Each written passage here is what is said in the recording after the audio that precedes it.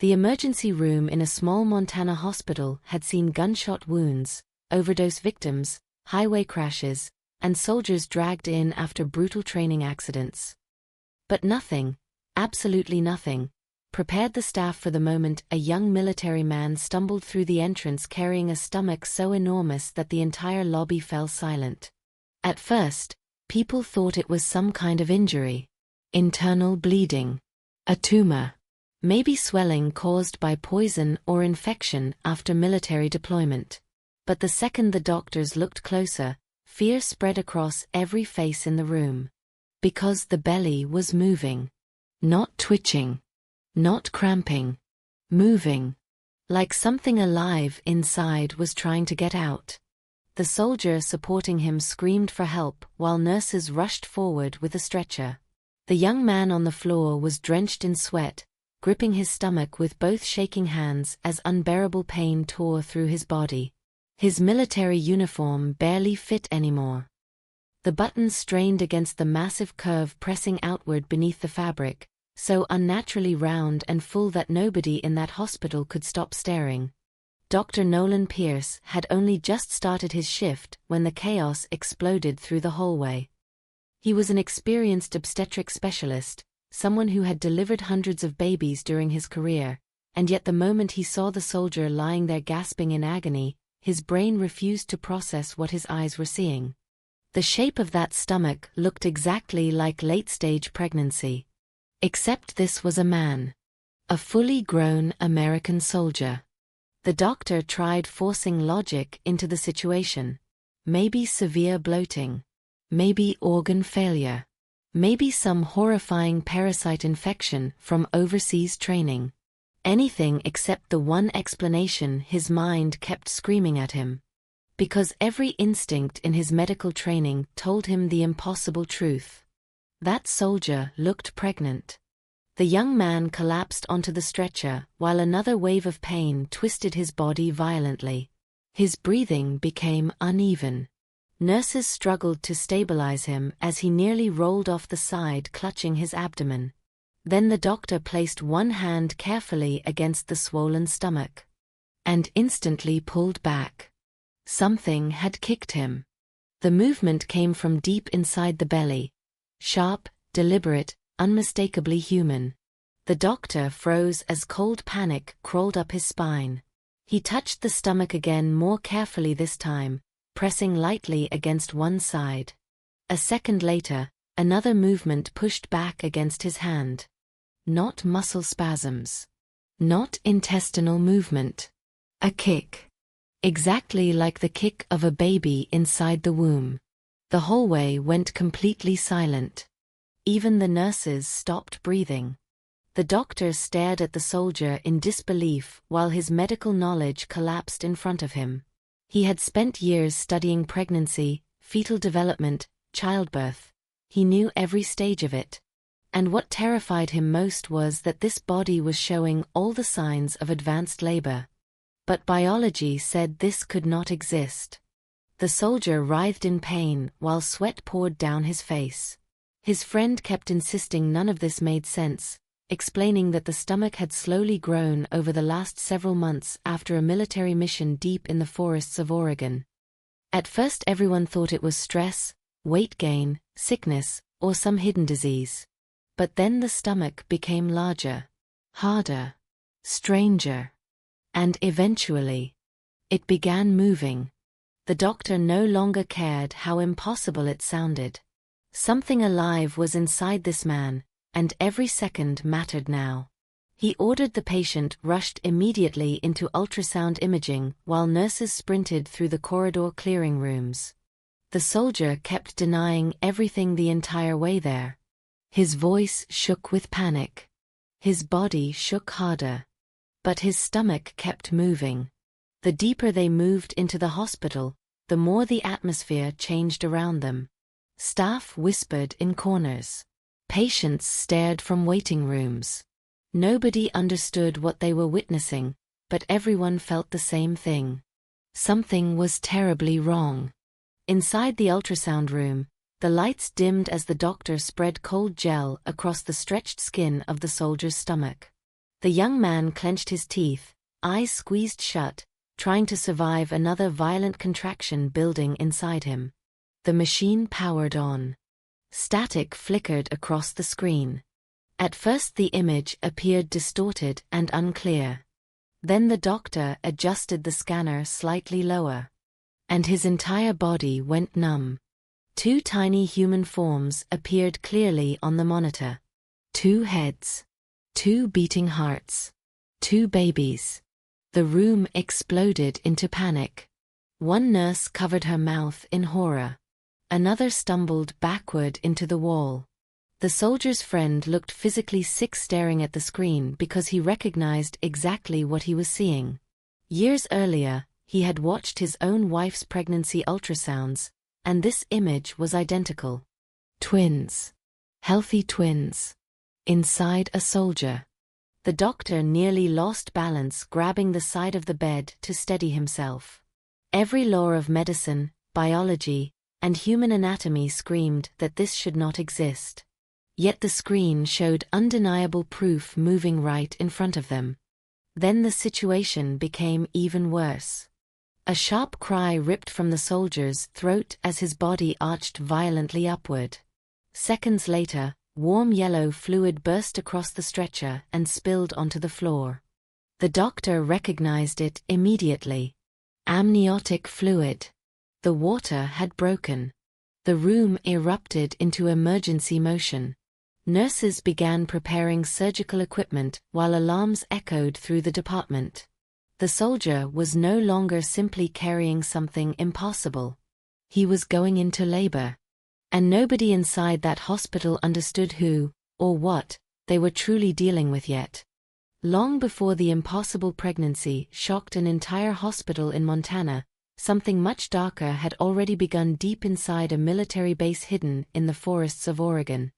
The mystery started the day Wyatt Mercer disappeared. Nobody understood what had happened to him. One moment he was a disciplined young soldier preparing for a survival deployment with his unit, and the next he vanished without explanation for almost 3 full days. Calls went unanswered. Messages were ignored. His closest friend, Darren Holt, became increasingly disturbed because Wyatt had never behaved like that before. He was the type of soldier who showed up early, followed orders perfectly, and treated military life like a sacred responsibility. Then suddenly, on the exact morning the transport bus was preparing to leave for deployment, Wyatt appeared out of nowhere. And from the second Darren saw him climbing onto the bus, he knew something was terribly wrong. Wyatt looked pale, exhausted, and strangely disconnected from reality. Sweat soaked through his uniform despite the cold morning air. His movements were slower than normal, almost mechanical, like someone forcing themselves to stay conscious. But what unsettled Darren most was Wyatt's face. The expression was familiar. But the person behind it felt different. The young soldier claimed he had suffered some kind of accident near town and woke up in a hospital with memory loss. According to him, several days of his life were simply gone. He remembered leaving the base, then nothing until waking up injured and confused. The explanation sounded weak. And deep down, Darren knew it. During the long drive toward the airport, Wyatt barely spoke. Whenever Darren brought up old memories, inside jokes, or stories from their years growing up together in Texas, Wyatt hesitated before responding. Sometimes he answered incorrectly. Sometimes he looked confused altogether. It felt like talking to someone pretending to be Wyatt instead of the real man himself. At first Darren blamed the supposed head injury. Memory loss could explain strange behavior. Trauma could explain emotional distance. But as the days passed inside the isolated military training camp, the situation became impossible to ignore. Wyatt began getting sick constantly. Morning nausea turned into violent vomiting. He grew weak during physical exercises. His appetite changed completely. Some nights he barely touched food, while other times he ate enough for several soldiers. His body also began changing in ways nobody understood. His stomach slowly started growing. At first it looked minor, almost like bloating from bad food or stomach infection. The other soldiers mocked him casually, assuming he had gained weight during recovery. But Darren noticed something different immediately. The swelling wasn't soft. It was firm, round, and getting larger every single week. Meanwhile, Wyatt's behavior became even stranger. He stopped changing clothes in front of the others. He avoided communal showers entirely. Whenever anyone approached unexpectedly, panic flashed across his face for just a split second before he regained control. It was as if he was hiding something under that uniform. Something he was terrified of anyone discovering. Darren tried convincing himself it was all connected to the injury. Maybe internal organ damage. Maybe medication side effects. But then the nightmares began. Several soldiers reported hearing Wyatt crying quietly inside the barracks late at night. Others saw him standing alone outside staring into the forest with a haunted expression on his face. Sometimes he pressed both hands against his stomach like he was trying to calm whatever was happening inside him. And the stomach kept growing.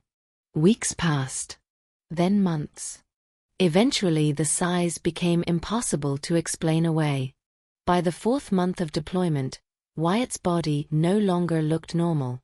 Even oversized military jackets could not fully hide the swollen curve beneath his clothes. Rumors spread across the camp rapidly. Some soldiers joked about parasites from the woods. Others whispered about experimental military drugs. A few even started calling him the pregnant soldier, as a cruel running joke. Nobody laughed harder than Captain Nathan Reeves and Sergeant Cole Boone. But behind closed doors, neither man found the situation funny. Because they were hiding something too. Every night the two officers watched Wyatt carefully from a distance, speaking quietly whenever he passed nearby. Darren noticed the tension immediately. The officers acted nervous around Wyatt, almost frightened by him. More disturbingly, Wyatt himself seemed deeply uncomfortable whenever they entered the room. There was history between them. Something ugly. Something nobody else knew. One afternoon during a brutal jungle navigation exercise, Wyatt suddenly collapsed near the riverbank. His breathing became uneven while sweat poured from his body. Darren rushed toward him expecting heat exhaustion, but the second he helped Wyatt sit upright, he saw the stomach move beneath the fabric. Not slightly. Violently. Like something alive had shifted position inside him. Darren froze. He stared in horror as another movement rolled across the swollen belly from one side to the other. Wyatt immediately covered it with both hands and forced himself back onto his feet before anyone else noticed. But Darren had seen enough. Fear began replacing confusion. That night he confronted Wyatt privately, demanding answers.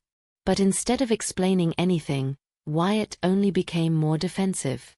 His entire body tensed like an animal cornered with nowhere left to run. The panic in his eyes looked genuine. Not guilt. Fear. The kind of fear someone carries when they know the truth sounds too impossible for anyone to believe. Meanwhile, Captain Reeves and Sergeant Boone secretly decided they could not allow Wyatt to survive much longer. The two men already carried a deadly secret buried beneath years of military corruption. They had stolen massive amounts of government money intended for soldier equipment and supply operations. Millions of dollars had vanished through fake contracts and hidden offshore accounts. And months earlier, Wyatt had accidentally discovered proof. He was never supposed to survive after that. The officers had beaten him unconscious and thrown him from a bridge into freezing river water, fully expecting the current to carry his body away forever. But somehow Wyatt returned. Alive. Worse still, even with supposed memory loss, the officers feared his memories could return at any moment. And now another problem was growing inside him. Something impossible. something neither officer understood. As paranoia consumed them, Captain Reeves devised a new plan during a river supply mission deep in the Oregon wilderness. While the soldiers prepared equipment near the shore, the officers secretly planted a small explosive device beneath Wyatt's boat. The river current there was deadly. If the explosion destroyed the boat halfway across, Wyatt would drown long before anyone could rescue him. Everything was prepared perfectly. But moments before departure, something unexpected happened. Wyatt inspected the boat and somehow discovered the hidden device. Without alerting anyone, he quietly removed it and tossed it into the river before continuing the mission like nothing happened. When he returned safely hours later, Captain Reeves nearly lost control. Fear spread through both officers for the first time. Because this was now the second murder attempt Wyatt survived. And deep down, they started wondering if the man they tried killing was still even human anymore. By month 6, the entire base had become consumed by the mystery surrounding him. The stomach had grown to a horrifying size. The movements inside became visible even through heavy clothing.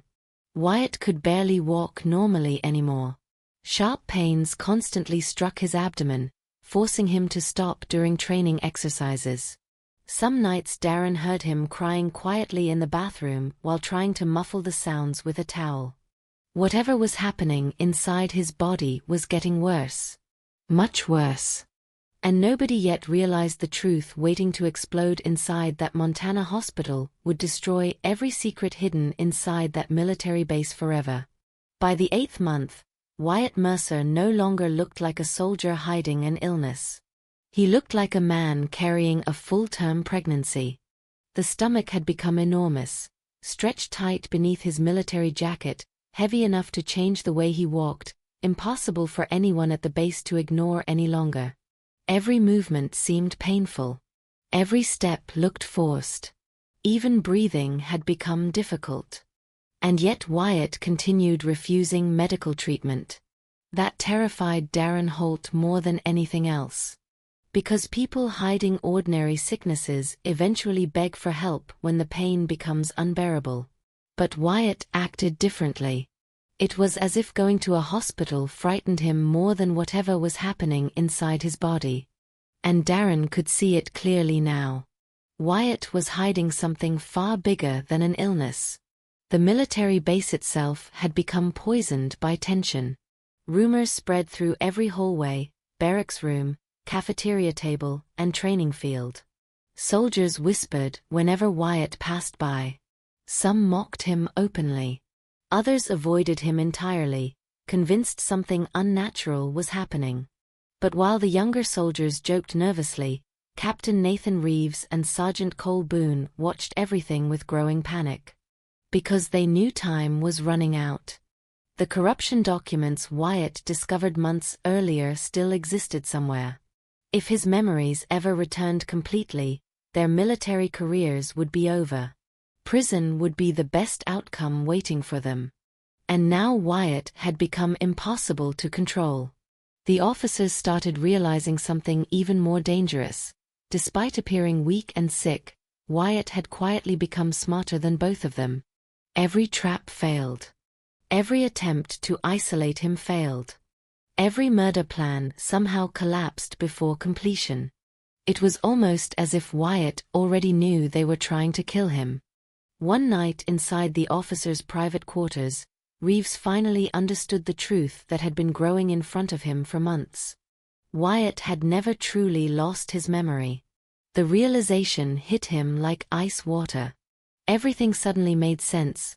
The strange behavior, the careful silence, the way Wyatt constantly observed people when he thought nobody noticed. He was pretending, waiting, gathering something. Evidence. That same night, the officers unknowingly handed Wyatt the perfect opportunity. During dinner in the crowded military cafeteria, Reeves and Boone casually discussed leaving the base later for a private poker game with several other officers in town. They believed nobody important was listening.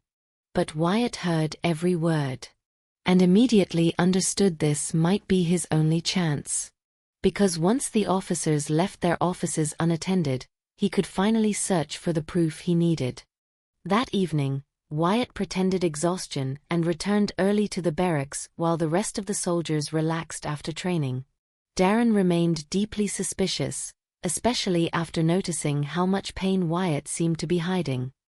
The massive stomach had started tightening randomly now, causing visible spasms beneath the fabric. Kontraktions. Though nobody at the base understood that yet.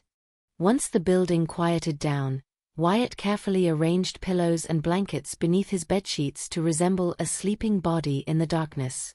Then he slipped silently into the hallway and disappeared toward the administrative offices. The walk nearly destroyed him. Sharp pain ripped through his abdomen every few steps, forcing him to stop repeatedly while clutching the wall for support. Sweat poured down his face. His breathing shook violently. Whatever was inside him had become increasingly active over the last several days. And tonight felt different. More intense. More urgent. But Wyatt forced himself forward. He reached Captain Reeves' office and quietly slipped inside. The room was dark except for faint moonlight spilling across the desk. Wyatt immediately moved toward the lower cabinet where he believed the financial records were hidden. His hands trembled while searching through folders. Then finally he found it. A beige military file containing transfer reports, fake contracts, offshore account information, and stolen supply budgets totaling millions of dollars. Enough evidence to destroy Reeves and Boone permanently. Wyatt pulled out his phone and began photographing every page as quickly as possible. But at that exact moment, disaster struck. The office door suddenly opened. Captain Reeves stepped inside first. Sergeant Boone entered right behind him. Both men froze instantly. For one long second, nobody moved. Then Reeves saw the folder in Wyatt's hands. And all remaining doubt vanished from his face. The captain's expression changed from shock into pure rage so quickly it looked terrifying. Boone reacted the same way, immediately locking the door behind them. Wyatt staggered backward as another violent pain exploded through his abdomen. His body nearly collapsed against the desk. The officers noticed immediately. And for the first time, even they looked disturbed by the size of his stomach. But fear quickly transformed into fury. Because now they knew Wyatt remembered everything. Months of pretending. Months of spying. Months of collecting evidence right under their noses. The room instantly turned deadly. Reeves reached for the pistol hidden beneath his jacket while Boone moved toward the door to block escape. Wyatt's body was already failing under unbearable pain, but survival instinct took over before panic could freeze him. With a sudden burst of force, he shoved the heavy desk directly into both officers. The room exploded into chaos. Papers flew everywhere. Lamps crashed onto the floor. Reeves slammed into the filing cabinet while Boone stumbled backward cursing in shock. Wyatt ran immediately despite barely being able to stand upright. The pain inside him became almost unbearable now. His stomach tightened violently beneath the uniform. Something was happening. Something close. He raced through the dark hallway while holding the enormous belly with both hands, struggling not to collapse. Behind him, the officers recovered quickly and charged after him screaming through the administrative wing. The entire base remained mostly asleep, unaware that a deadly chase was unfolding inside the compound. Wyatt reached a secondary exit door and spotted a ring of maintenance keys hanging nearby. Thinking instantly, he grabbed them, slipped outside, and locked the officers inside the hallway behind him. For several precious seconds, silence returned. Then pounding fists exploded against the door. The officers were trapped. But Wyatt barely had time to breathe before another contraction hit harder than anything before it. His knees nearly buckled beneath him as he stumbled into the parking lot, gasping for air. That was when Darren found him. The sight looked horrifying. Wyatt stood under the dim parking lights, drenched in sweat, barely able to remain standing, clutching a stomach so huge and distorted it looked impossible beneath the strained military jacket. And then Darren noticed something worse. The stomach moved again. Hard. Violently. Like the babies inside were fighting to get out. Fear flooded through him instantly. Wyatt no longer looked sick. He looked like someone moments away from giving birth.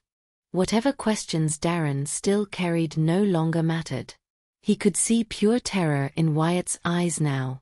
The kind of terror no human being could fake. Without hesitation, Darren grabbed him and rushed toward the nearest military vehicle. Behind them, Reeves and Boone finally escaped the locked hallway. The officers reached the parking area just in time to see the vehicle speeding away into the darkness. At first, they stood frozen. Then realization struck both men simultaneously. They knew exactly where Wyatt was going. The hospital. And suddenly both officers understood something horrifying. If Wyatt survived long enough to speak, everything they had done would finally come crashing down. The drive to the hospital felt endless. Rain slammed against the windshield while Darren pushed the military vehicle through the empty Arizona highway at dangerous speed. Every few minutes he glanced toward the passenger seat, and every single time the sight became more terrifying. Wyatt Mercer was falling apart. The massive stomach beneath the uniform twisted and tightened violently now, causing visible waves across the stretched fabric. Sweat drenched his entire body. His breathing came in short, panicked bursts. Sometimes he grabbed the dashboard trying to stay conscious. Other times he curled forward holding his abdomen like the pain was ripping him apart from the inside. Darren had no idea what he was witnessing anymore. Nothing about the situation felt human. By the time they reached the hospital parking lot, Wyatt could barely stand. Nurses rushed forward with a stretcher the moment they saw the condition he was in. The scene immediately turned chaotic as doctors realized the soldier's stomach was still moving. Inside. Alive. Dr. Nolan Pierce quickly took control, but even years of emergency medical experience could not prepare him for what unfolded next. Every test contradicted reality. Every symptom pointed toward late-stage pregnancy. Yet the patient lying in front of him was biologically male. At least that was what everyone believed. The ultrasound had already shattered the hospital staff emotionally. 2 babies clearly visible. 2 beating hearts. Full-term twins somehow alive inside a soldier who should not have been capable of carrying children. Then the water broke. At that point, fear transformed into pure emergency response. The hospital moved Wyatt immediately into the surgical wing while alarms echoed through the corridors. Nurses prepared anesthesia. Surgical tools were arranged rapidly under harsh white lights. Doctors spoke in rushed whispers, trying desperately to invent some logical explanation for what they were seeing. But there was no explanation. Only panic. Meanwhile, Darren remained outside the operating room trying to process the nightmare unfolding around him. His mind replayed every strange moment from the last 8 months. The memory loss, the growing stomach, the secretive behavior, the unexplained fear whenever anyone got too close. Suddenly every warning sign returned at once. And then something happened that shattered reality even further. Captain Reeves and Sergeant Boone arrived at the hospital. Both men stormed through the emergency entrance with wild desperation written across their faces. The second Darren saw them, something cold settled deep in his stomach. These were not officers concerned about an injured soldier. These were men terrified of what Wyatt might reveal. The officers immediately searched the hallways until they located Darren near the surgical wing. Their eyes kept darting toward the operating room doors. Panic practically radiated from them now. And that was when Darren finally understood. Everything connected instantly. The corruption. The murder attempts. The fear. Whatever secret Wyatt carried inside that operating room was somehow tied directly to those two officers. But before Darren could fully confront the realization, another shock arrived. A man entered the hospital lobby limping heavily with a bandaged leg and a scar running across one side of his face. Darren turned toward him casually at first, then froze completely. Because the man looked exactly like Wyatt Mercer. Same face, same eyes, same voice. But this version was thinner, injured, and wearing civilian clothes instead of military uniform. For several seconds, Darren genuinely believed he was hallucinating. The real Wyatt Mercer stood alive in front of him. Which meant the person currently inside the operating room was someone else entirely. The injured man immediately rushed toward Darren with desperate urgency, clearly searching for someone. The moment he reached the surgical hallway, the truth finally exploded open. The pregnant soldier was not Wyatt Mercer. It was Wyatt's twin sister. Her name was Wren Mercer. And she had been impersonating her brother for months. Inside the operating room, the situation had become even more unbelievable. As contractions intensified, the disguised soldier finally confessed the truth to Dr. Pierce moments before delivery. The deep masculine voice weakened under exhaustion, slowly revealing a softer natural tone hidden beneath months of acting. Beneath the oversized military clothing and carefully concealed body armor was the truth nobody had imagined. The pregnant soldier had always been a woman. Wren Mercer. Identical twin sister of Wyatt. The doctor stood frozen as the final pieces connected in his mind. The strange behavior. The hidden body. The avoidance of showers. The oversized uniforms. Everything suddenly made horrifying sense. Months earlier, after Wyatt discovered evidence exposing military corruption, Captain Reeves and Sergeant Boone attacked him and threw him from a bridge believing he would die.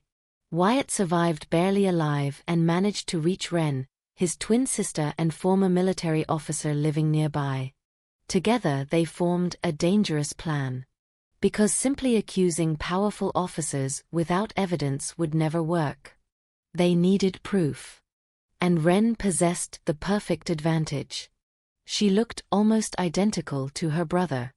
After cutting her hair short, binding her chest, lowering her voice, and studying Wyatt's mannerisms, she secretly returned to the military base pretending to be him.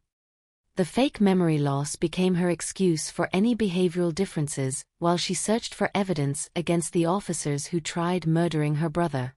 But there was one problem nobody expected. Wren was already pregnant before the mission began. Only a few weeks along. At first she believed she could hide it long enough to complete the mission. But month after month the pregnancy grew larger while she remained trapped inside the disguise. By the time she gathered enough evidence, it was already too late.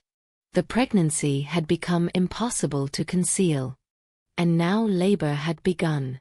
Dr. Pierce barely had time to absorb the insanity before the first baby crowned. The operating room erupted into frantic motion as nurses rushed into position under the bright surgical lights.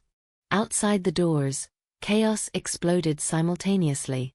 Captain Reeves and Sergeant Boone finally discovered the real Wyatt standing beside Darren in the hallway. The officers stopped dead in their tracks. Their faces lost all color instantly. Because in one devastating moment, they understood everything. The memory loss had been fake. The soldier inside the base had never been Wyatt. And now their crimes were exposed. The officers panicked immediately. Reeves reached instinctively toward the weapon hidden beneath his jacket while Boone searched desperately for escape routes down the corridor. But they reacted too slowly. Inside the operating room, the first baby's cry suddenly echoed through the hospital. A sharp newborn scream cutting through the silence like an explosion.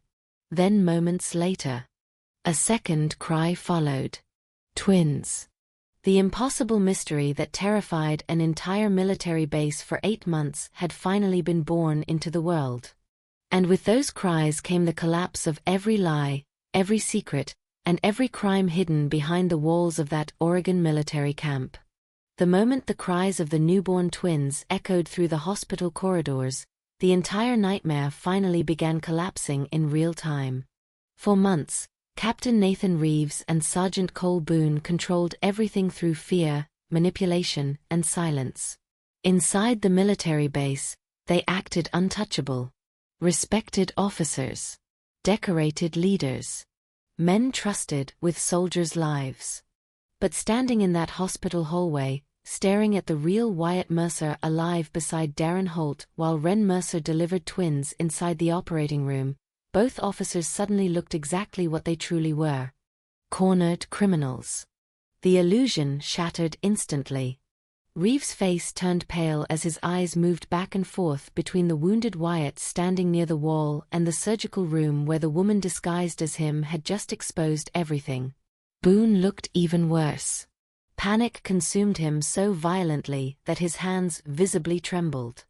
Because they now understood the scale of the disaster. The fake identity. The hidden pregnancy. The months-long infiltration. The stolen financial records. The photographed evidence. Everything they worked to hide had already escaped their control. And worse still, they had spent months trying to murder the wrong person. Darren stood frozen in disbelief as the real story unfolded piece by piece around him.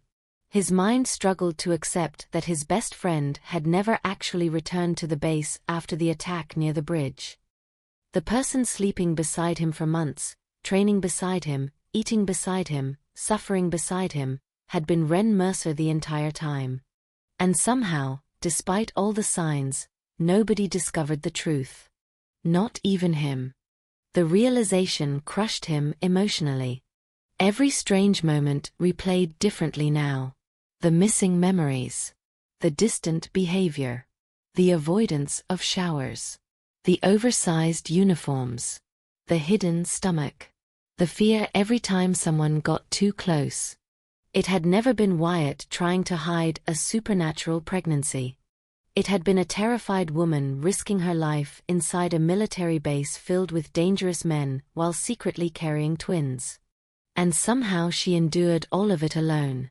Inside the operating room, Ren lay exhausted beneath the harsh lights while nurses cleaned and stabilized the newborn babies nearby. Her body had finally reached total physical collapse after months of stress, fear, deception, and worsening pregnancy complications. But despite everything, one thing mattered most now. She succeeded. The evidence exposing Reeves and Boone had already been transmitted from her phone shortly before the officers caught her inside the office.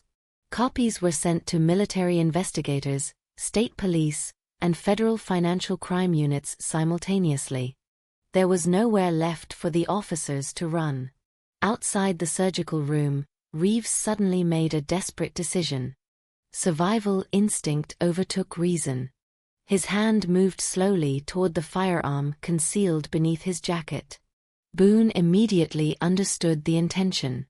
If they could eliminate Wyatt and Ren before authorities arrived, maybe they could still regain control of the story. Maybe they could frame everything differently.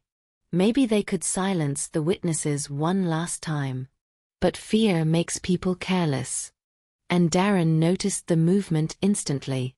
The second Reeves reached for the weapon, Darren reacted on pure instinct developed through years of military training. He slammed into Boone first, driving him hard against the hallway wall before the sergeant could pull his own firearm. Reeves tried drawing his pistol at the same moment, but Wyatt, despite his injured leg, launched himself forward without hesitation. The hallway exploded into violence. Doctors screamed and scattered while nurses rushed patients away from the area. Reeves lost control of the weapon during the struggle as Wyatt tackled him directly onto the hospital floor. Boone attempted to recover and fight Darren, but exhaustion and panic had already destroyed the officers' coordination. Years of corruption had made them arrogant. And now that arrogance finally failed them. The gun slid across the hallway tiles before Wyatt grabbed it first. Then silence fell. A deadly silence. Reeves and Boone stared upward, breathing heavily, while Wyatt pointed the weapon directly at them with absolute certainty in his eyes. The injured soldier looked nothing like the weak victim they threw from the bridge months earlier. He looked furious. Not emotional. Not hysterical. Cold. Controlled. Done running. Within minutes, police flooded the hospital after receiving emergency reports connected to the corruption files Wren transmitted earlier that night. Officers stormed the hallway, secured the scene, confiscated weapons, and arrested both military officers immediately. Neither Reeves nor Boone resisted anymore. Because both men finally understood the truth. The game was over.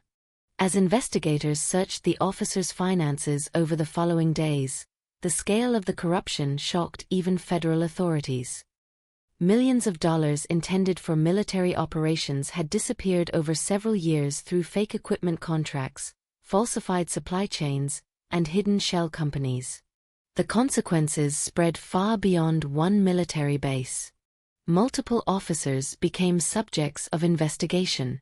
Financial records exposed years of theft hidden beneath military bureaucracy. Several suspicious deaths connected to the corruption network were reopened by investigators. And at the center of the entire collapse stood one woman who was never supposed to survive long enough to expose them. Wren Mercer. News of the pregnant soldier exploded across media outlets nationwide almost immediately, though the public version of events remained heavily controlled. Hospitals denied details. Military officials avoided direct explanations. Rumors spread faster than facts. Some believed it was an experimental operation. Others believed it was government cover-up. But only a small number of people ever learned the full truth. The impossible pregnant soldier had never truly existed.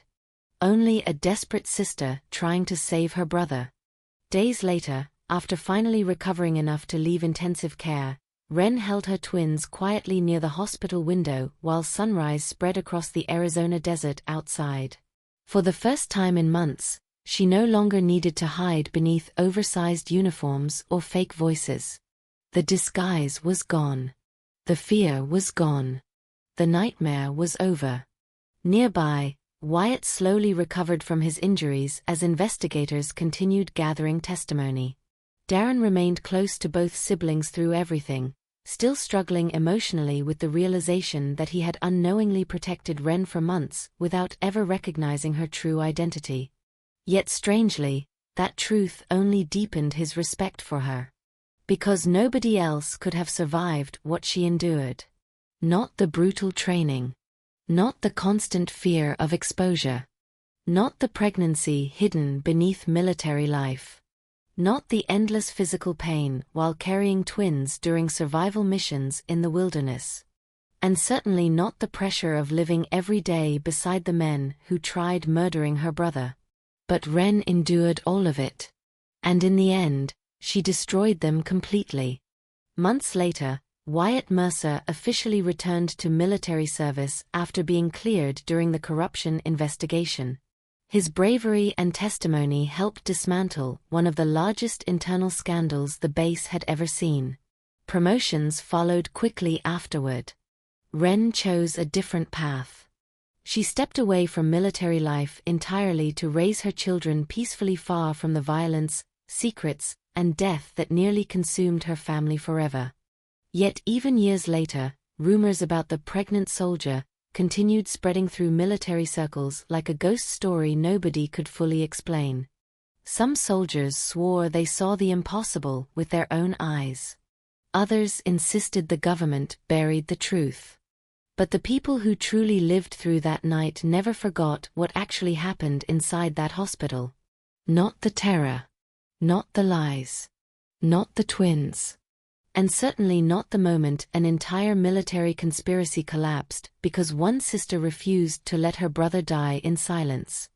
Months after the arrests of Captain Nathan Reeves and Sergeant Cole Boone, the story still refused to die. Inside military circles across the United States, rumors spread faster than official reports.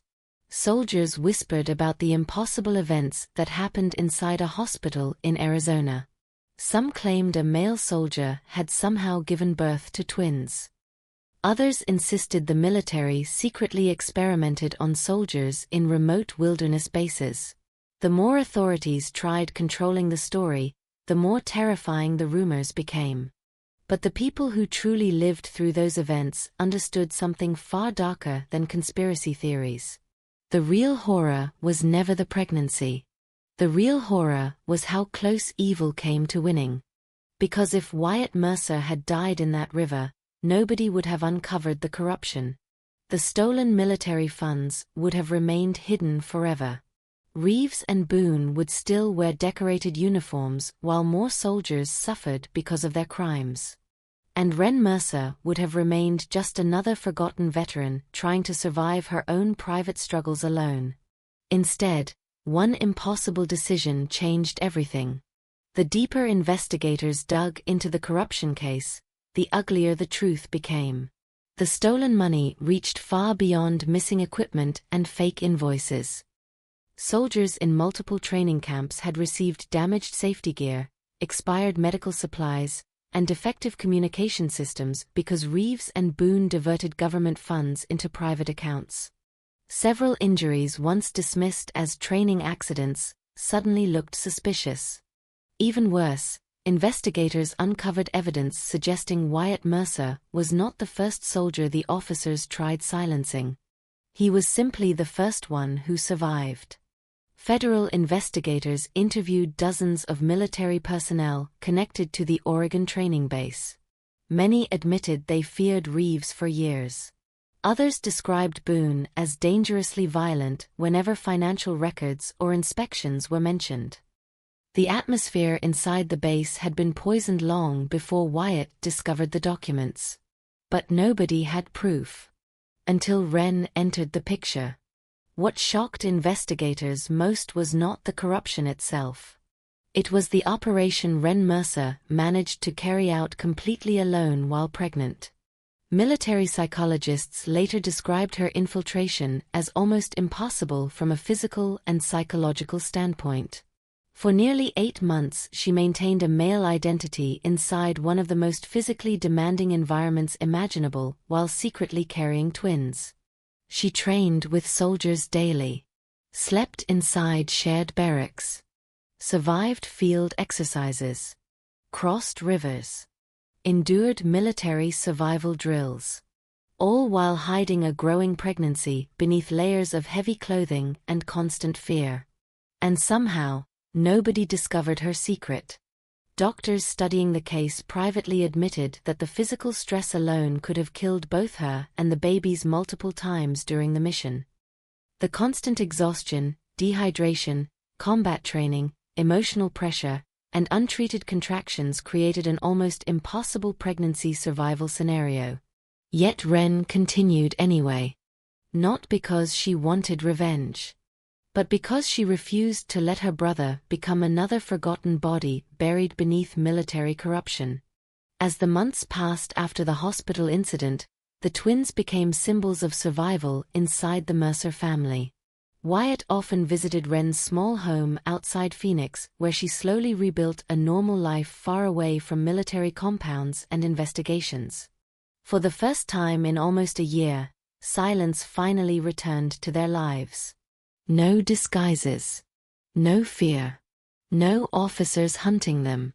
No pretending. The transformation in Wren became obvious almost immediately. Without the constant pressure of maintaining the Wyatt identity, her entire personality softened again. Her hair grew longer. The oversized military jackets disappeared. The tension left her face little by little. But some scars never faded. Even while holding her children peacefully, certain memories still haunted her at night. The sound of boots chasing her through dark military hallways. The fear of being exposed inside the barracks. The terror of feeling contractions begin while surrounded by soldiers who believed she was a man. Worst of all were the memories of pretending to be her brother while watching Darren Holt struggle emotionally beside her every day. Because Darren blamed himself long after the truth emerged. He replayed every moment endlessly in his mind, wondering how he failed to realize the truth sooner. The signs now seemed obvious. The body language. The voice changes. The emotional distance. The fear whenever physical contact happened unexpectedly. Yet he never saw it. At first the guilt nearly destroyed him. But over time, Ren helped him understand something important. Nobody could have imagined the truth. Not in a million years. And maybe that was exactly why the plan succeeded. Darren eventually became one of the closest people in both siblings' lives. What started as confusion and betrayal transformed into fierce loyalty after he fully understood what Ren sacrificed to save Wyatt. More than once he admitted privately that most trained soldiers would have broken emotionally under even half the pressure she survived. But Ren never broke. Even at the hospital, moments before giving birth, her biggest concern had not been herself. It was finishing the mission. That fact stayed with Darren forever. Meanwhile, Wyatt Mercer slowly rebuilt his military career after recovering from his injuries. Publicly, the military avoided discussing the scandal in detail, but internally Wyatt became deeply respected among many soldiers who learned the real story through unofficial channels. Not because he was a victim, but because he survived. Most people thrown from a bridge with a head injury into freezing river currents never make it back alive. Yet Wyatt not only survived, he helped expose one of the largest corruption operations the base had ever seen. Eventually he earned promotion opportunities that once seemed impossible before the scandal.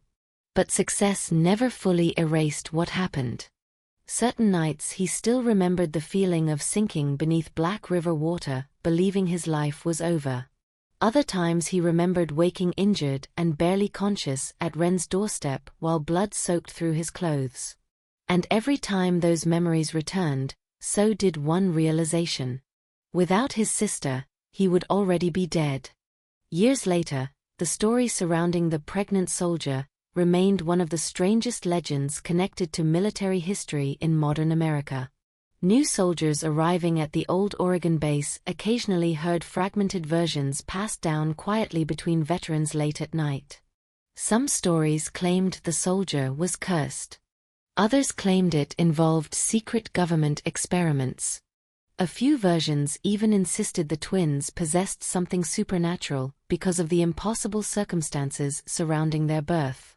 But none of those stories captured the real truth. The truth was not supernatural. It was human. A sister risking everything for family. A corrupt system finally collapsing.